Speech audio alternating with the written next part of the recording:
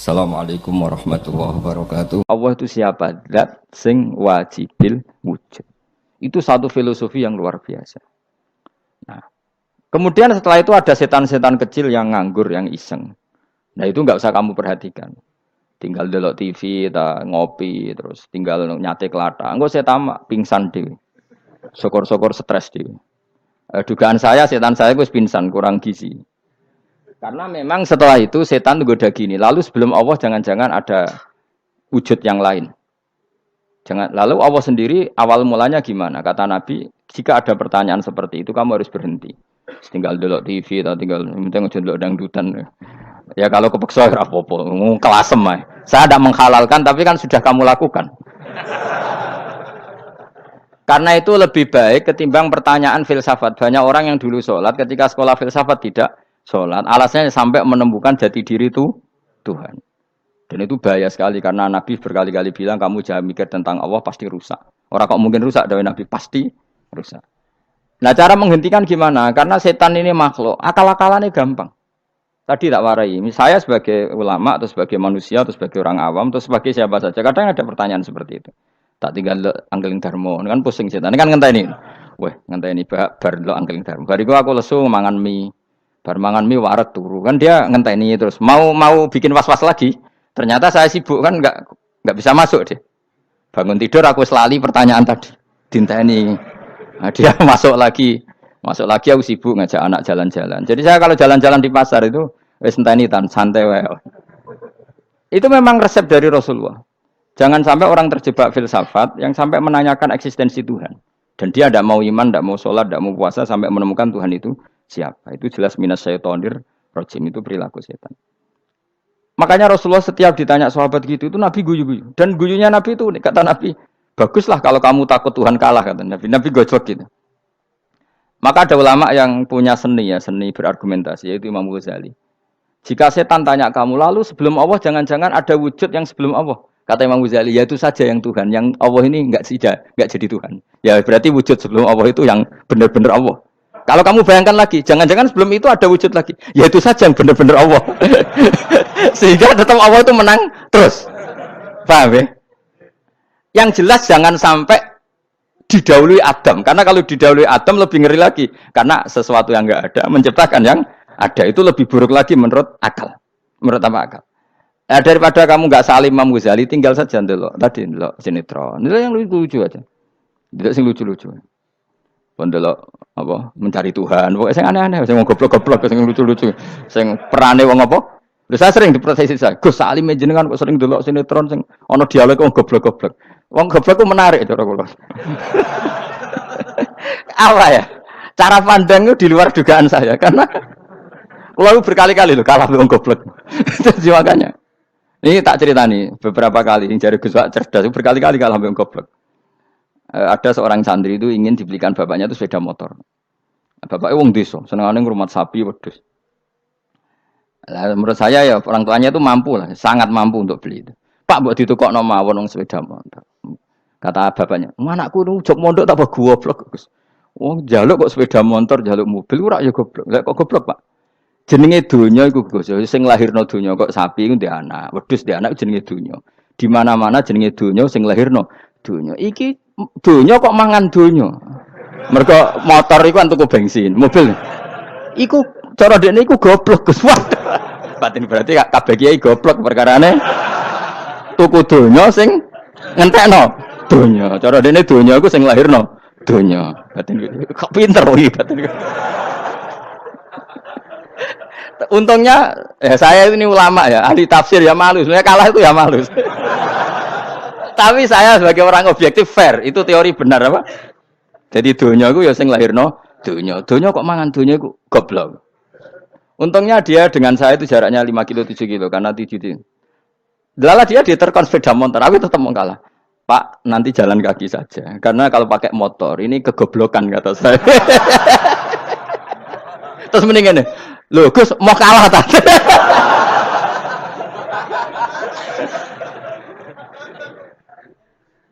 Wah kacau. Singkat cerita dia bersikeras nggak mau beliin sepeda motor anaknya karena di mana-mana dunia gue sing lahir no dunia nggak boleh dunia kok mangan Ini satu kegoblokan yang agak ilmiah tadi. Nah, Imam Asy'ari juga ngalami hal yang sama. Imam Asy'ari itu punya, kita kalau ahli sunnah kan dua partai ya. Ya, di dalam ahli sunnah itu hanya ada dua partai juga. Kalau nggak Asy'ari ya Maturidi. Ya, dan sama-sama alim. Ya kalau terpaut ya paling 5%, 7%. Ya. Kealimannya Asy'ari dan Maturidi. Imam Asy'ari itu bikin logika yang jelimet. Seperti saya sekarang ini. Logikanya jelimet, tapi permanen. Jadi yang saya ajarkan tadi itu logika yang jelimet tapi apa? Permanen. Karena tadi alam raya ini kadung wujud. Kalau kadung wujud pasti pewujudnya yang menciptakan wujud pasti adalah kewujudan. Karena al-adam la yu'athiru syai'an. Di mana-mana kenihilan tidak yu'athiru syai'an. Ya sepakat ya, gampang kan? Tentu wujud ini prima disebut wajibil wujud. Lalu Imam Asy'ari itu bersikeras. Kalau imanul muqallid itu tidak diterima. Terus banyak yang keberatan ulama, tapi Nabi nyatanya yaktafi bi imanil a'rab al khalina anin nadzur. Nabi nyatanya mencukupkan imannya orang-orang Bedui yang mereka itu kayaknya tidak bisa mikir. Ya, Nabi yaktafi bi imanil a'rab itu wong desa al khalina anin nadzur yang mereka itu tidak bisa apa? Berpikir. Singkat cerita Imam Asy'ari survei. Coba ayo kita tanya orang-orang kampung. Ternyata kegoblokan orang kampung itu ya ilmiah, masyhur itu. Imam Asy'ari saja harus belajar dari wong awam, wong goblok-goblok. Kita kok ingin ya Badawi bima arafta rabbak. Kowe kok iman be Allah iku bima arafta rabbak. Lalu kamu tahu Tuhan kamu atas nama apa? Dengan logika apa? Jawabnya enak ya. Al-ba'ratu tadullu 'alal ba'ir wa atharul aqdam yadullu 'alal masir. Angger ana tletong ya ana ontane. Angger ana bekas delamaane wong ya ana sing bar liwat. Jadi misalnya ada bekas teracak anjing, berarti anjing habis liwat. Ada bekas apa ular ya berarti ular harus liwat. Ada bekas tercak manusia ya berarti manusia habis liwat. La wa hadzal alam atharun min athari qudratillah. Alam iki bekas, mesti ana sing gawe. Jadi Mas Ari pinter juga, mesti logikane gak jelimet tapi agar ana tletong ana sapine. Ana tracake wong berarti ana sing bar liwat. Dene ngomong gampang wa atharul aqdam ya dulu alal masir. Nah, terus Imam Asy'ari habis itu ngendikan, ya sudahlah dengan logika apa saja. Meskipun karena zori hadal Arabi sebagaimana cara berpikir Bedui ini, sementing ada nazar. Apa ada nazar. Ya nazar apa saja. Misalnya orang ahli matematika mungkin bilang angka dimulai dari 1. 0 itu akal-akalane Khawarizm. Mergo ini kebingungan nulis 10. Tapi tetap angka itu dimulai dari 1. Kalau misalnya 1 untuk mecah kesulitan ya harus dimulai 0,1. Tidak bisa 0 tok. Jadi 0 dulu itu untuk mematahkan kalau jumlah itu tidak sampai 1. Tapi faktanya jumlah itu kan pasti 1 karena dimulai dari wajibil wujud. Khawarizm itu ya pintar matematika. Saya juga punya ilmu hisamnya Khawarizm. Itu kan dia karena kebingungan angka pecah. Misalnya 1 tidak sampai 2. Mau tidak mau harus ditulis 1,5 misalnya. Paham ya? Lalu kalau sebelum 1 tetap dia harus 0,5.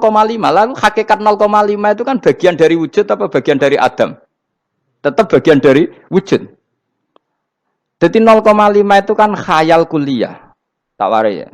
Mungkin saya ada ahli matematika ala wong kampus, tapi saya tahu Kang, ala Islam itu lebih gampang. Misalnya gini. Sesuatu itu kadang kamu putuskan itu satuannya 1. Tentu ketika separuh kamu katakan baru separuh.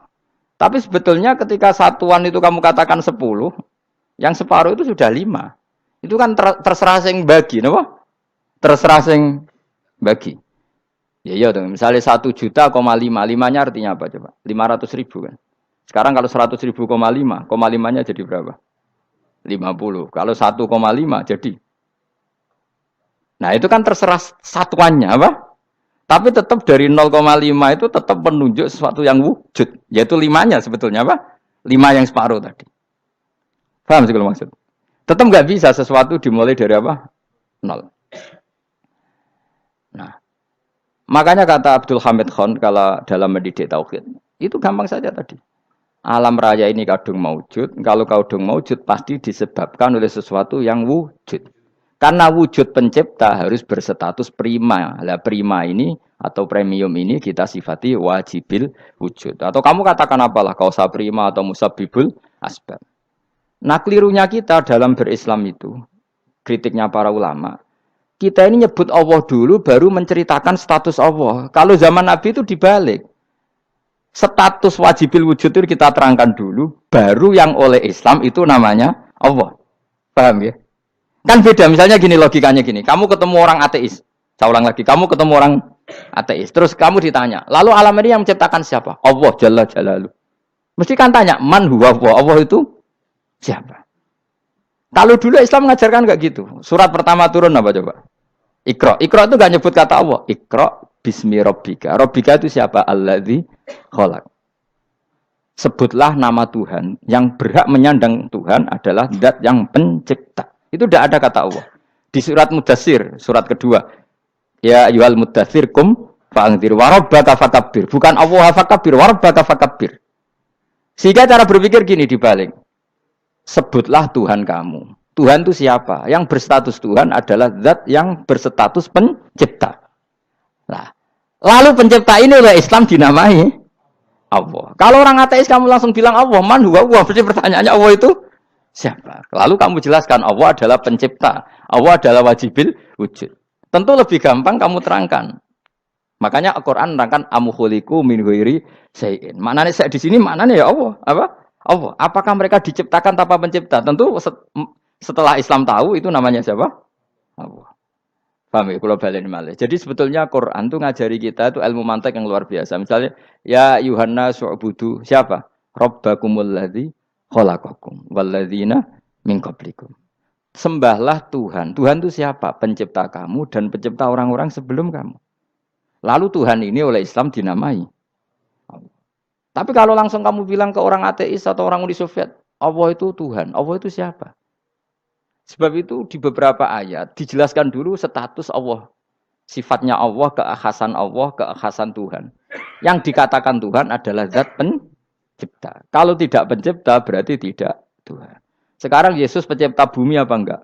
Enggak, karena dia lahir sudah di bumi. Begitu juga Fir'aun. Fir'aun itu kalah telak sama Nabi Musa gara-gara logika ini. Ketika Nabi Musa ditanya Fir'aun, "Wama Rabbul Alamin?" Lalu Tuhan itu siapa? Kata Musa, Rabbus samawati wal ardi, yang menuhani langit dan bumi. Jadi Fir'aun, "Ndak, ma'alim tulakum min ilahin wairi." Saya jalan-jalan kemana-mana yang dikatakan Tuhan oleh masyarakat saya kok. Nah, kurang ajar Fir'aun. Terus kata Musa, "Ya Tuhanku yang di langit." Terus manggil Haman Mesir, "Ya Haman ibn li surhal ali abluhul asbab samawati fa'atoli ila ilahi." Musa, "Haman, bikinan saya piramida yang tinggi. Aku akan lihat Tuhannya Musa. Ada enggak di sana?" Padahal misalnya munggah tenan di pangeran ra iso didelok kan repot Nabi Musa. Wah, parah ya, nggak piramida nginceng pangeran teprak itu kan. Akhirnya Musa pakai logika. Ya sudah gini saja, Rabbukum wa rabbu abaikumul awwalin, yang menuhani nenek moyang kamu yang dulu-dulu. Itu langsung fabuhita Fir'aun. Fir'aun tuh kaget sekaget-kagetnya. Dan para penggawa Fir'aun sadar. Wah, kalau Fir'aun yang Tuhan, babanya tanpa Tuhan. Kan Tuhannya balita kan gitu kira-kira. Tuhannya balita. Tuhannya barulah. Itu kan jadi logika yang mematikan. Kalau Fir'aun Tuhan berarti babanya dulu yang wujud itu tanpa Tuhan. Karena Tuhannya baru lahir. Ini ada Tuhan kok datang terlambat ini kan. Akhirnya para punggawanya Fir'aun iman. Macam gendeng ya, Fir'aun itu gendeng. Itu pentingnya logika. Rabbukum wa rabbu abaikumul awwalin.